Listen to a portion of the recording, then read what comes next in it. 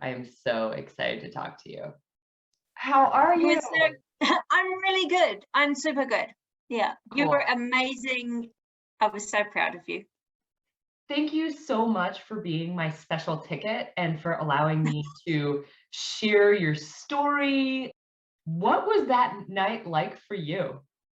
It was lots of things. I was really honored to be your guest person. I think for me, just being able to share in the journey with you, I think it's just so cool for me. There was one part in your TED talk where you show the comparative results and the whole audience just went, oh, and I was like, I know. And I did not anticipate that at all.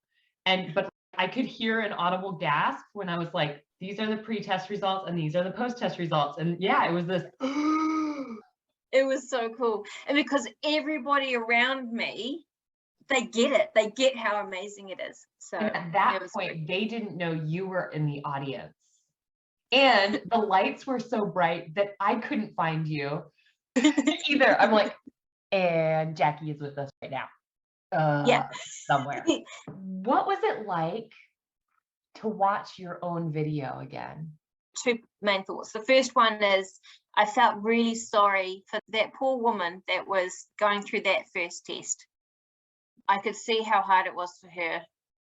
And I remember how exhausted I was at the end of that testing.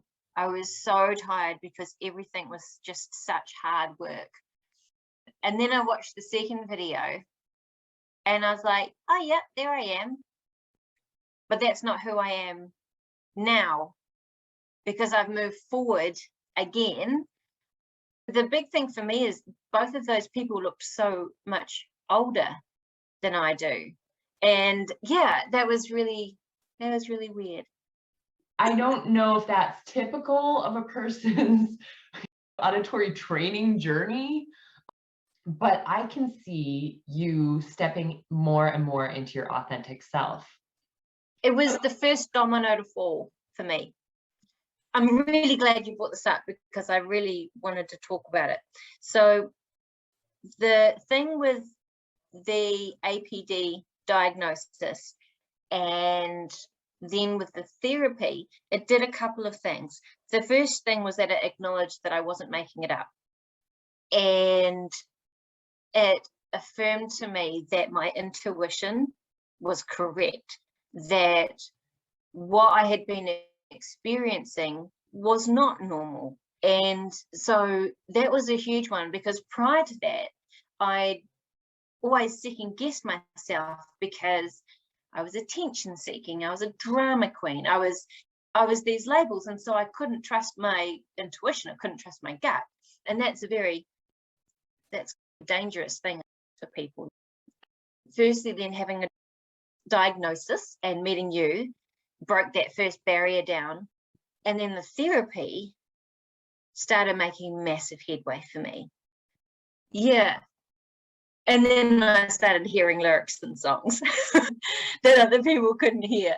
But that's even progressed more now, because now I hear like tiny little nuances in music that whoever's producing it or mixing it has just pulled into the background, but I can hear that now. It's, yeah.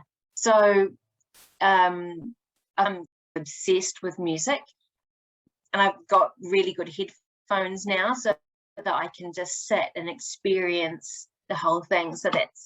So the first time I ever spoke to you, I received this referral from the otologist.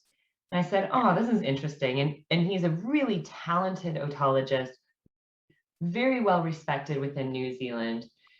Yeah. And his name is Wouter ten Cate. And so I immediately called you and I was like, okay, I want to hear this.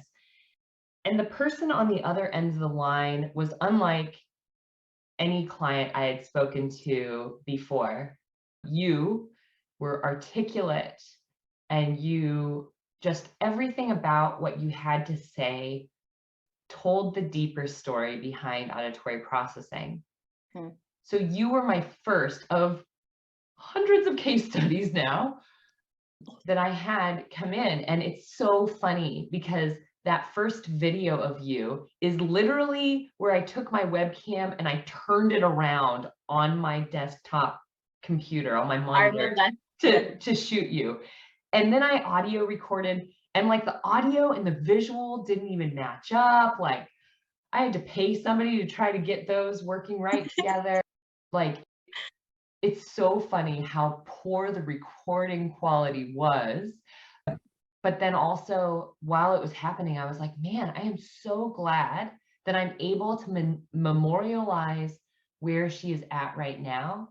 Because when I met you, I felt like I could see the potential of where you were going. And it almost makes me feel emotional to know that we got that snapshot, that we know this is how bad it really was. Because Yeah. even a journey of 12 weeks is long enough for you to forget just how freaking bad it feels. It was different things. It was really hard to hear. And it was just so difficult and so exhausting. But on top of that, there didn't seem to be anything wrong with me. So that was internalized and caused a lot of self-doubt and really played into a lack of self-worth and self-value that, that I had. I think when you met me, I was so tired of feeling worthless. And like I said, it was the first domino to fall. It was the first part of my journey of returning to who I was supposed to be. That means a lot. I am addicted to self-improvement in myself. I'm addicted to self-improvement to see how the client can change and adapt and how we can make life better. And then thirdly, I feel like my profession has missed out on the best part of our profession and getting to see these kinds of changes. The changes we've gotten to see with your journey are what all of us as audiologists start this journey to do. And for you to make it just so crystallized and clear is a gift to me. And now it's becoming a gift to the world because I have shared your video with more than 100 people. Wow. And that is about to become thousands. How do you feel about that? I'm pretty stoked. I'm really honored to have been that person for you. I don't know. I guess in a cringy way, it makes me feel quite special. It's like I get to be part of the story. So that's really cool. But I also want people to know about APD and the therapy. Yeah, because it is life-changing. It really is life-changing. And I am honored to be a part of your story. How cool is that? I just had a thought.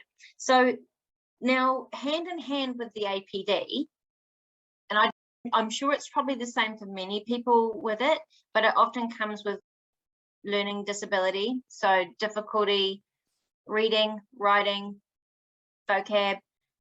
And that was the other thing as well, I think that happened is once I realized that, oh, it's just the signals in my brain that's not working properly. It's not because I'm dumber than everybody else. Oh. And so that was huge. It took away that whole blockage of you'll never go to university because you're not smart enough. Don't learn about this or don't learn about that because. And are you toying with the idea of going back to school for something? Yeah, I'm quite obsessed with how the brain works now. But I've been on as well as going through the APD, I've done a lot of self-reflection and gotten really into amazing people like Brené Brown and Glennon Doyle. And one of my hobbies is learning more about how we function and why we do what we do. And if the stars align, I really would like to go and do a psych degree. I think that would be really cool. So we will see what happens. That is so amazing. And I support you in doing all of that. Now, what would you say to a person who says auditory processing disorder doesn't exist or it can't be treated? Okay, so a couple of thoughts. The first one is there's evidence actually that it is real, and I have lived it. And I know that pre-treatment, I was not making up my symptoms, and I didn't just magically start paying more attention after I had therapy. I was still the same person, but I stopped being a person in pain. Let me just say, on the night of the TEDx, part of me and the person I am as a scientist is I love observing. And it was very interesting to be on the stage, to be the one being observed, first and foremost. That was very interesting. Yep. But also, there was a small part of me that was curious to see how you were going to do, because it was about 7 hours of listening. There were 5 speakers. In between the speakers, they had extra speakers. And after dinner, they had us sit down and listen to a jazz pianist play, not during dinner, but like afterward. We're just sitting there watching this man play beautiful things on his piano. But also, that is intense, even for a person without an auditory processing issue. And I observed you being engaged the entire time. Yeah, absolutely. The key difference between the old me and the current me is that the old me would have wanted to go, but between every break, I would have found an isolated place.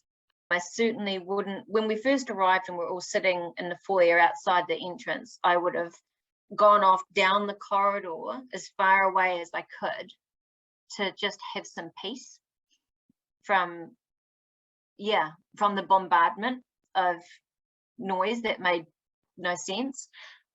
And I would have been exhausted by the end of the night.